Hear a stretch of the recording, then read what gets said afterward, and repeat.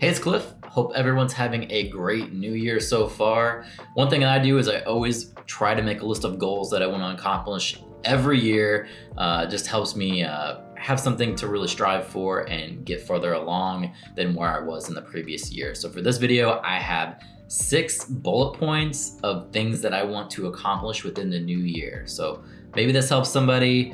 Maybe we can share our goals. We can figure out what needs to be done within the new year. So let's go ahead and get into it. Number 1, I want to increase my emergency fund from around 5-6 months is where I'm sitting right now to a full year. I want to be able to have a year to find a new job if I need to. What I found in the state that I currently moved to is that unemployment is not that great. They give you like $300 a week to fall back on, and that is not enough. That won't even pay for most people's rent. It's not really something to fall back on. To be honest, I wish instead of paying that money into unemployment, I wish they would just let me keep that money and I could invest it. I think I'd be better off, but that's not how things work. So even just applying for unemployment can be a complete hassle. There's a lot of loopholes you gotta jump through. It's the government, right? It's a government program, so it's not really a good fallback. And I feel more comfortable if I had a year to find a job if I needed to. If I do lose my job, I'll have a full year to take time, be calm, and find a new job. So that's number 1, increase my emergency fund to 1 full year. Number 2 is something that I always strive for every year, and that is to max my 401k and my IRA. Luckily, I have already done the IRA for the year. It's the 4th of January. Who else has maxed out their IRA? That's what I want to know. Who is actually staying on top of this stuff and getting this shit done? So I can check the IRA off for myself, but 401k, that's, quite a bit more money it's gonna take throughout the year contributing to that to actually knock that one out. Number 3 is something that I started working on towards the end of the year, and that's to buy a house. So one of my big issues was trying to find a real estate agent during the holiday season that was actually motivated. That was very difficult. I think as you move in towards the holidays, not a lot of people are selling their homes. It's kind of that down time of the year. So it's really a bad time to find a motivated real estate agent. Luckily, I have now. Probably gonna sign a contract with her. She seems really motivated, so we're gonna go with her.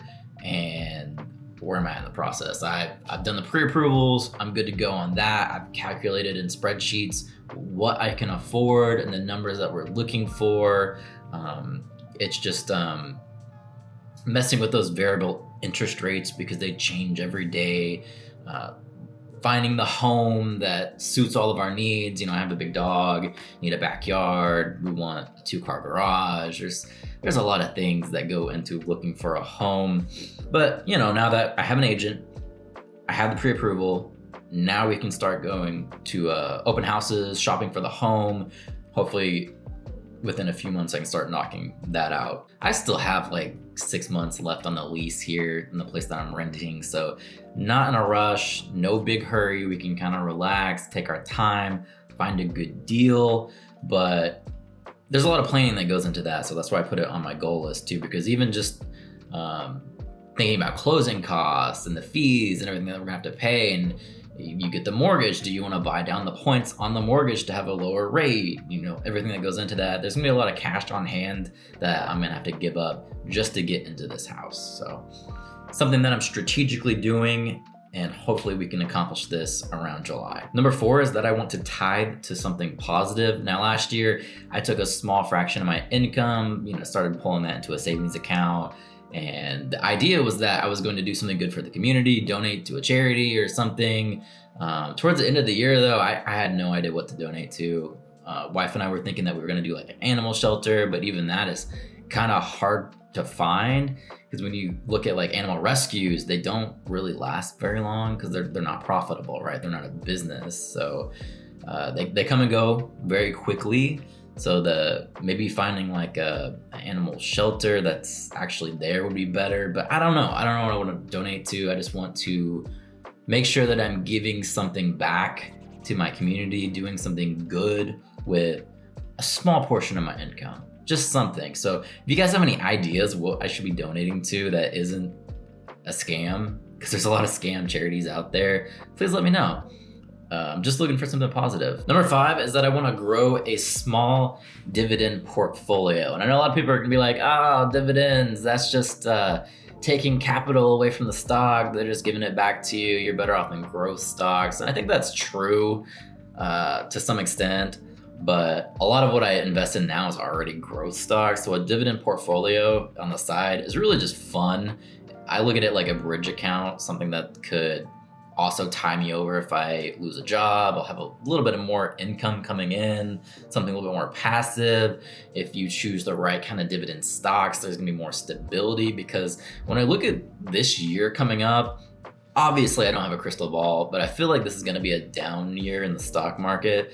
I think a lot of people are thinking, there's a new administration coming in, they're gonna be so good for the economy, it's gonna be great. And I definitely kind of agree with that, but I've noticed that anytime people think the stock market is gonna be positive, it's always negative. It's always inverse what people think is actually going to happen. So maybe that's just the pessimist in me, thinking that everybody's kind of thinking this is going to be the year that we're going to get gains because we got this guy coming in who's good for the economy. Usually the opposite happens. And that's not really me being politically for him or against him. It's just, that's kind of what I'm thinking, is it's probably going to be a down year in the stock market. But again, who knows? I don't have a crystal ball. Nobody knows. Anybody on YouTube trying to tell you that they know what's going to happen to the stock market is probably trying to sell you something.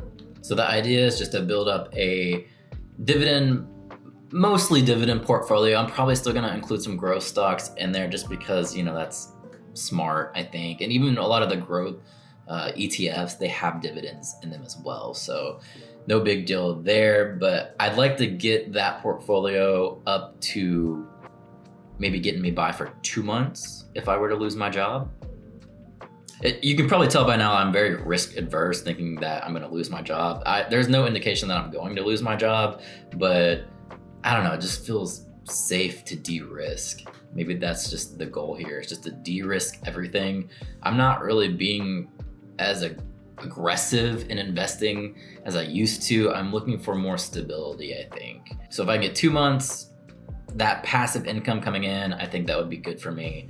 Obviously, that's not going to be done this year, but if I can just build a dividend portfolio, I think I'll be doing pretty good. And I'll probably share that portfolio if people want to see that. Again, it's just for fun. It's just a fun portfolio. So something to have like a side hobby for. And then number 6 is crypto. Now, 2025, I am probably not going to invest in crypto at all. I'm positioned pretty well. I'm happy with what I have in crypto right now. I just want to sit back, wait for this altcoin bull run that's supposed to be coming. Should be this year. That's what we're hoping. Please come. And then once I get a good amount in my portfolio, I'm going to sell everything off, and I'm probably going to put it on my mortgage. That's the plan.